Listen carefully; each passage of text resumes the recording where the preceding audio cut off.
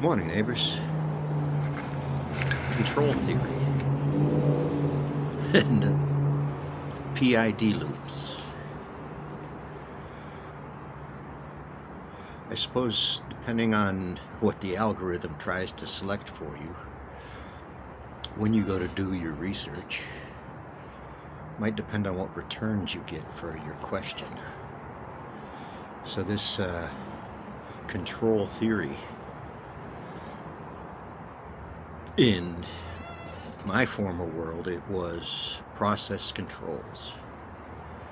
Some little electronic device somewhere controlling some mechanical device somewhere that did something within a lot of other things to make a product. So control theory is a huge concept. If you get into it, if you sit and listen to lectures on controls. Now these are mechanical controls, process controls, but they end up being organic controls as well. So the second part of that, controls theory, integral, inside of that theory is an equation.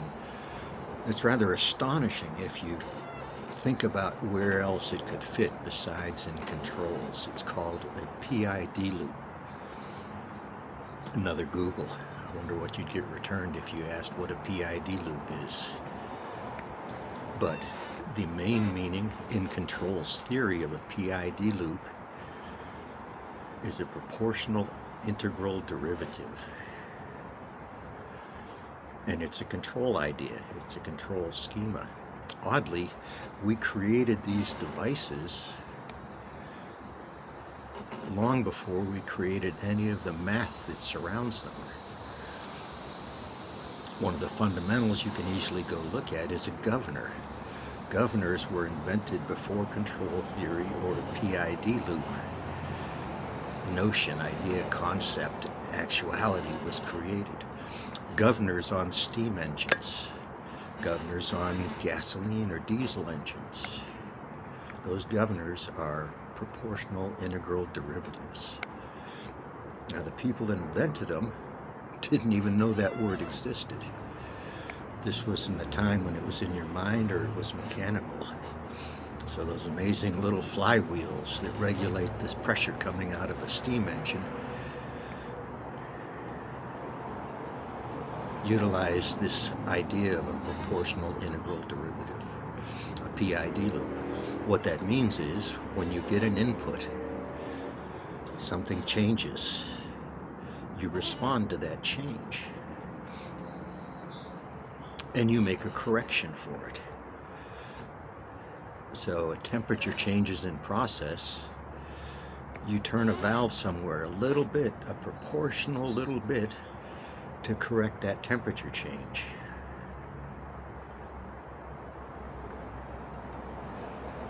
So where you can apply this proportional integral derivative, now you aren't even thinking about it.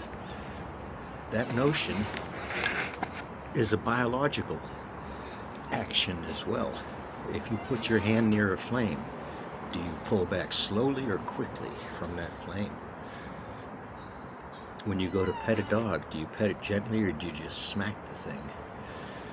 That is a proportional integral derivative reaction, a PID reaction. Now there's an equation for that. Unless you've been through calculus and further, you're probably not going to understand that equation. But you can, because internets. But just knowing that exists, knowing that is the theory behind controls that you're making. To correct changes, to increase efficiencies, to decrease it, whatever you're trying to do, that's a proportional response to a physical input. So control theory, that notion of action-reaction can be measured. And it gets more interesting if you extrapolate control theory into organic systems. Like humans, we're an organic system. part of a very large, it's called a planet, we're part of this planet. So that notion, that physics, that calculus equation is underlying so much of what you do. When you step on the gas pedal, do you step on it hard or soft? Do you push slowly and gently, or do you just stomp on the accelerator till you get up to speed or past speed? What are you doing? All of that, there's a description for. It's a vague general description. You have to be very specific in how you apply the equations. And most of the time you don't have to. If you're in engineering, you don't worry too much about that whole PID thing. You're tuning parameters that will change your response to something in the process. You might slow something down because it's overheating. You might speed something up because you need things to go through there faster. And you might have to balance that with the cost of speeding the machine up because it's more wear and tear, which means your maintenance cycle has to be increased. So no, you most of the time you don't sit down and write out this huge equation to figure out what your response should be to something. But if you take that equation and put it into organic systems, things change. Specifically, human systems. These institutions that we built, this government that we rely on.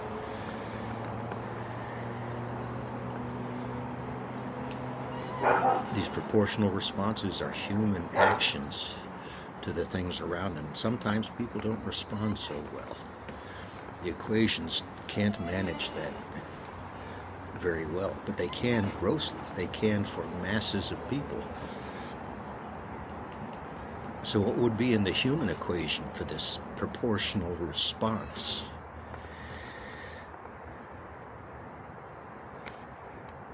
Fear. Fear would be a large part of a human response to something. Are people afraid of this? If they're afraid of it, you can get the desired outcome from your silly equation that describes human responses. If you don't think this can apply to humans, to us people, that would be just one part of that integral. Is fear. How much fear can we strike up in people so that they lose their head, they lose their focus, they lose their common sense? Huge concept there. Controls theory. My background is in chemical systems, industrial systems, manufacturing systems, people systems integrated with that manufacturing process.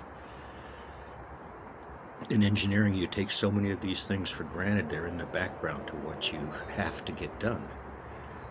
But when you submit a proposal, you weigh some of these factors. Can the person do the job? Can the person do the job for more than an hour at a time? So, huge concept, controls theory. The applications, because these are numerical things, these are statistical things that you can utilize because you have numbers of information on them. You can see results. If you make a population afraid enough of the other, you can get them to do atrocities. It's a human thing. But it does take faith to do better. So let's try to do better. Novel concept there. Peace is out.